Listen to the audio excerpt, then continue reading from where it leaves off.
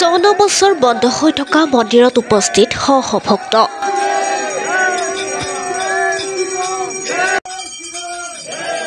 পুষ্পবৰ্ষণ কৰিলে ইছলাম ধৰ্মী লোকে। উত্তৰ প্ৰদেশৰ মুজাফৰনগৰৰ এটা 54 বছৰ পুৰণি মন্দিৰ। 54 বছৰ বন্ধ হৈ থকা এই মন্দিৰটো আজি শুদ্ধিকৰণ কৰা হয়। এই 54 বছৰ পুৰণি শিৱ মন্দিৰটো মুজাফৰনগৰৰ এখন ইছলামী গাঁৱত স্থাপিত। আৰু আজি এই শিৱ মন্দিৰটো জয় শ্ৰীৰাম ধ্বনিৰে কঁপাই তোলে ভক্তই।